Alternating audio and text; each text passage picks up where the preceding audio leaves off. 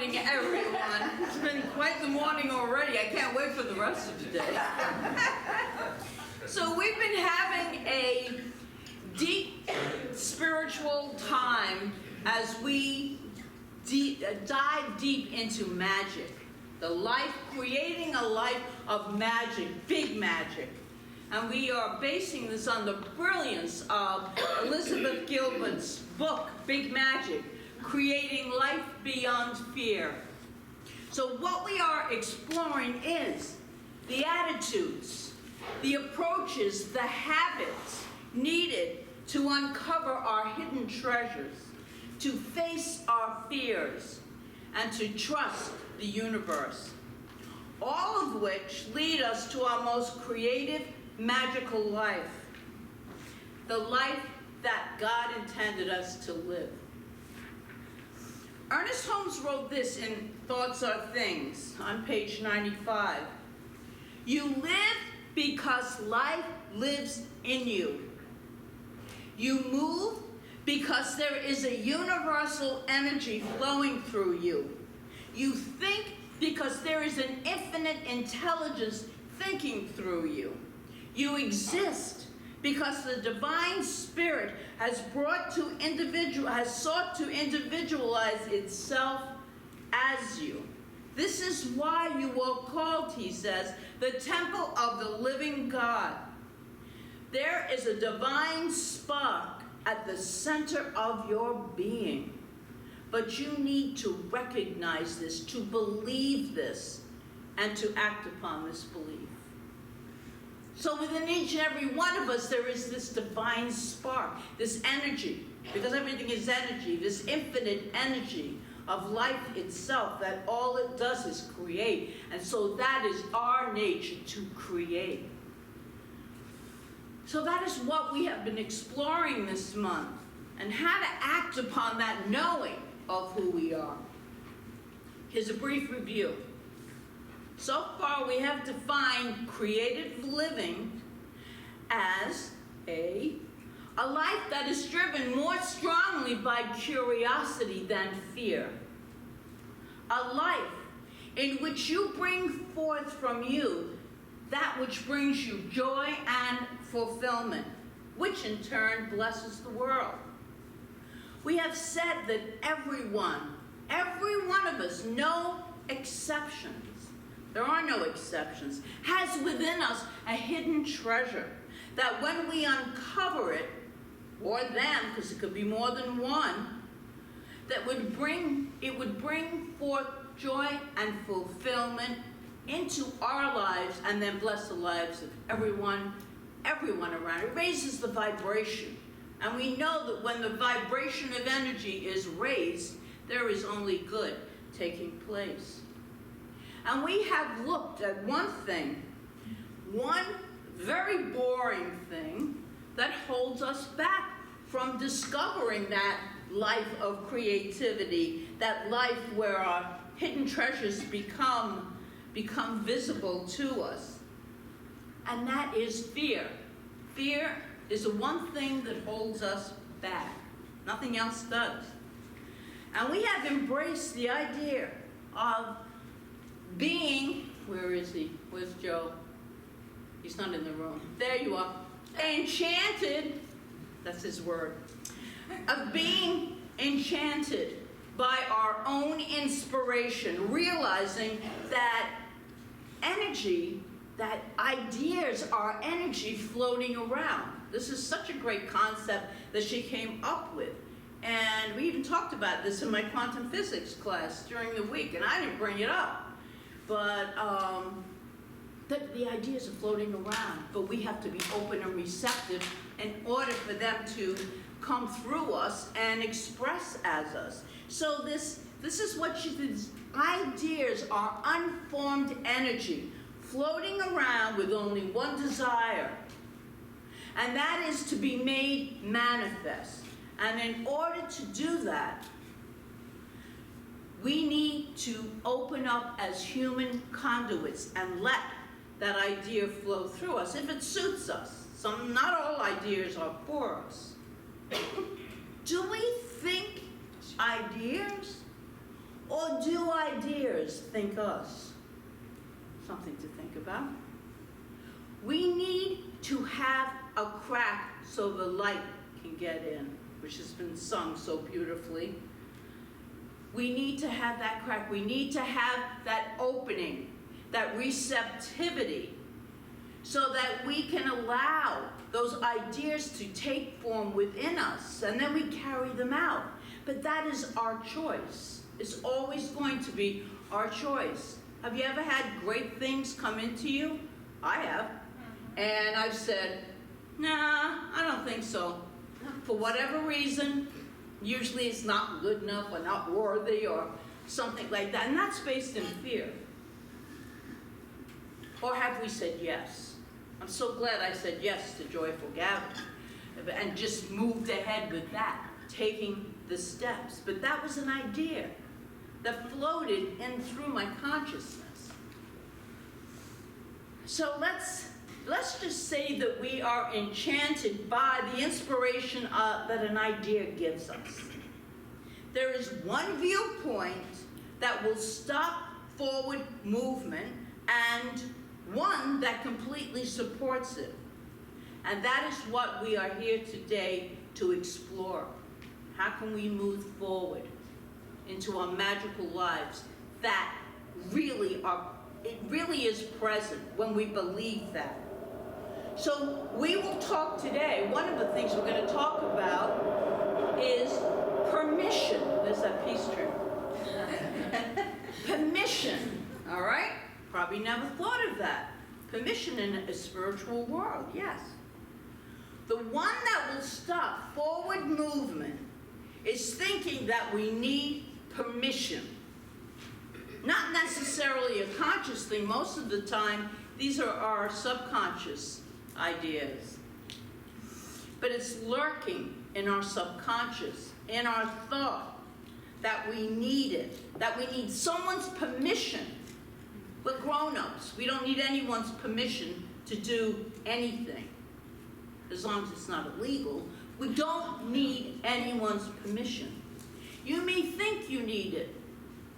Perhaps your parents were terrified of taking risks.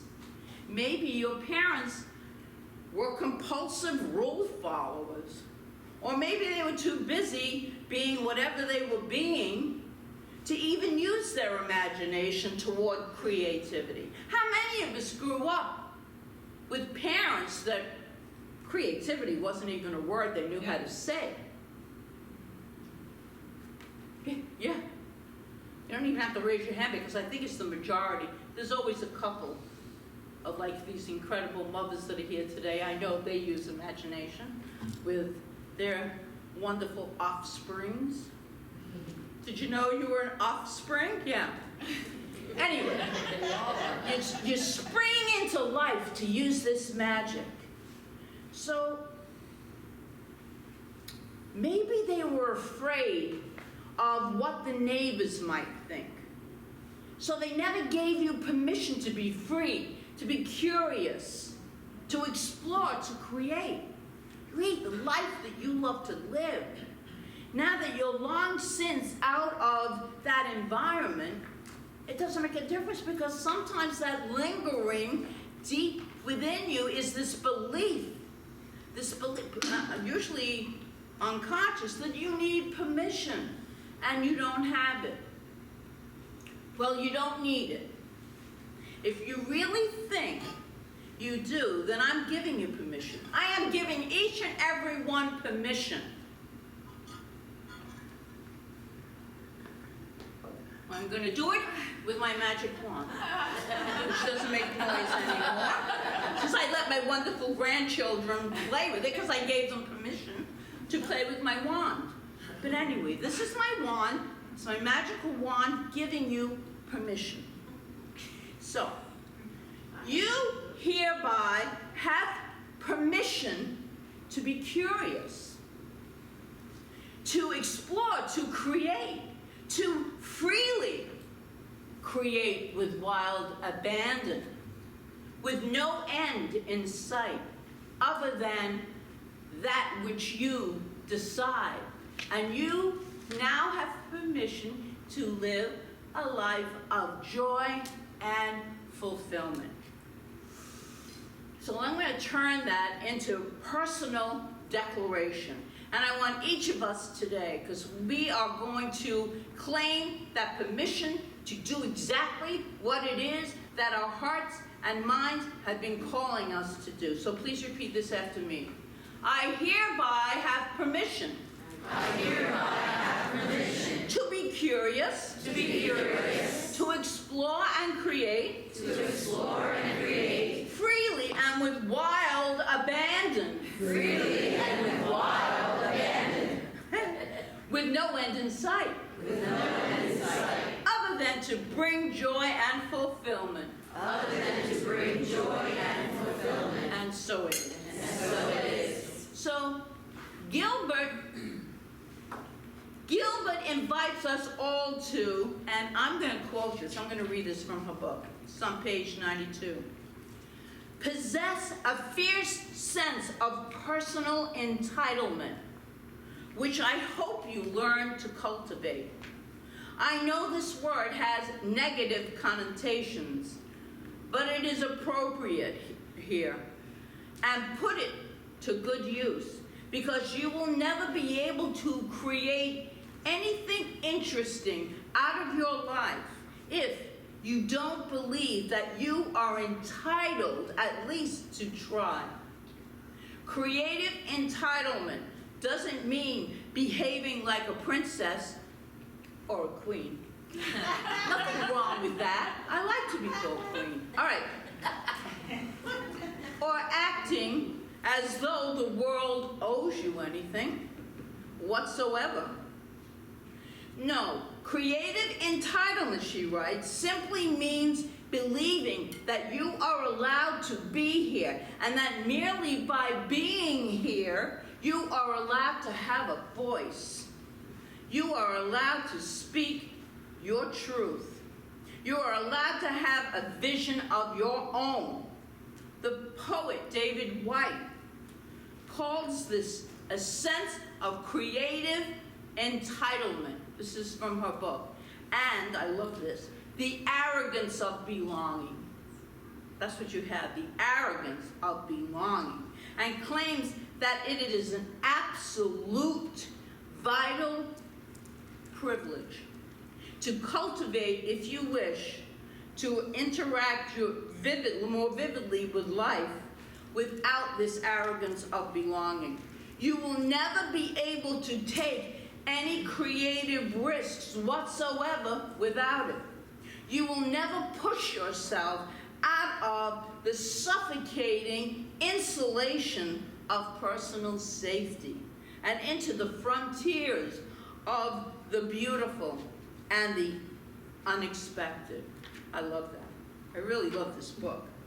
Big Magic it's called. Great book. So, one more time. Repeat after me. I hereby have permission. I hereby have permission. In fact, I am entitled. In fact, I am entitled To be curious. to be curious, To explore. to explore, And to create. and to create, Freely with wild abandon. freely with wild abandon, With no end in mind. with no end in mind, Other than to bring joy and fulfillment. other than to bring joy and fulfillment. And so it is again. So it is again. Saying that until we really get it on a deep level, that life is for us to live however creatively we feel, that divine urge that pushes us, and sometimes that boring quality of fear stops us dead in our tracks. But we have permission now to step out. Whatever it is we want to do, just do it. Do it without that fear. In Creative Mind and Success, Ernest Holmes tells us, always remember this: life is from within outward and never from outward within. You are the center of power in your own life. You are the only one in your life that gets to tell you what to do. Truly. Knowing you have permission, in fact, knowing you are entitled, that's a good word, to be entitled. We're entitled to all the good the universe has in store for us, and there is so much good waiting for us to claim it. It's like those places that have unclaimed money sitting somewhere, and you gotta come forward. The universe is the same thing. It's this divine energy that is pure goodness. It's pure goodness, but we have choice. We can either claim it or not. It's up to us. And then Elizabeth Gilbert suggests that there's a second quality that completely supports us in living this creative life. We touched on it last week without specifically saying it. And that quality is persistence. That is such an important quality, to persist. This is the question that I invite you to ask yourself repeatedly, all the time. What would I do next if I didn't think it was impossible? What would I do next if I didn't think it was impossible? And then persistently pursue the answer, whatever it is. Persistence. I tell you, you all know I'm taking this big, long class, and it's such a great class, but I wanted to take this class a year and a half ago. I have my mind set on it. It was one of those ideas that landed on me. I have to study quantum physics. Why? I don't know. I don't have to know. I have to study it. I have to study it, but I got to find the right teacher. That's hard for me. Well, I found the teacher a year and a half ago. He never called me back. He never answered emails, texts. We even had all of our ministers were emailing him and he didn't answer. So he's at our conference again. He was at the conference, our affiliated New Thought conference in, where is it? In St. Louis. No, Kansas City. So he comes again this year. I stalked him. He told me I stalked him. He actually said, yes, she really did. He's very funny. He's a Broadway actor. Very, very funny, because she really did stalk me, and then she reamed me out. Yes. But you know what? I not only got in the class, he changed the day and the time to suit me. That's what a queen does, right? Yeah. Persistence. Truly, you must be persistent in life. So, I don't even know where I am. Oh, here's a note from the universe. You get these emails. I don't know if a lot of you get them, TUT, notes from the universe. They come on email. So this is one that came through. So what if it takes a long time? So what if it's already taken longer than you thought it would? So what if it will still take longer? The day will nevertheless arrive, and as it does, when all your prior efforts and determinations and persistence will seem a paltry price indeed, as you are lifted irrevocably higher, as if the chariots of fire into realms previously unimagined. And then you'll think to yourself, wow, that was fast. I can hear the music now. The universe, that's how he signs everything, the universe. So Gilbert writes this in Big Magic. So you must keep trying. You must keep calling out for your own big magic. You must search tirelessly and faithfully, hoping against hope to someday experience that divine collusion of creative communion, either for the first time or more time. Because when it all comes together, it is amazing. When it all comes together, the only thing you can do is bow down in gratitude, as if you had been granted an audience with the divine, because you have. You have been granted. That's always present. But you became aware of it, and you were persistent. You were persistent. So let's bring this all together this morning by taking our permission statement, which we said before, and add to it persistence affirmations. Apply these words to a hidden treasure that you've been wanting to call forth. You've been wanting to experience something that is unique unto you, something that is within you, an idea that has landed on you, with which you become enchanted. So get this idea in your mind. And in your bulletins, I printed this up for us to keep. So you have this. I'm going to read it to you, but you have this to keep. Every time you falter on one of your beliefs of something you want to do, that idea has landed on you, and you're not really sure, and all these made-up excuses come to you, get this out and read it to yourself. I'm going to read it to you now. I hereby have permission. In fact, I am entitled to be curious, to explore and create freely, with wild abandon, and with no end in mind, other than to bring joy and fulfillment. Therefore, I am persistent. I move forward into my highest good. Nothing in the world can take the place of persistence and determination with God's help, or persistence and determination. I now persist into my highest good. I invite the powerful, loving action of God into my life.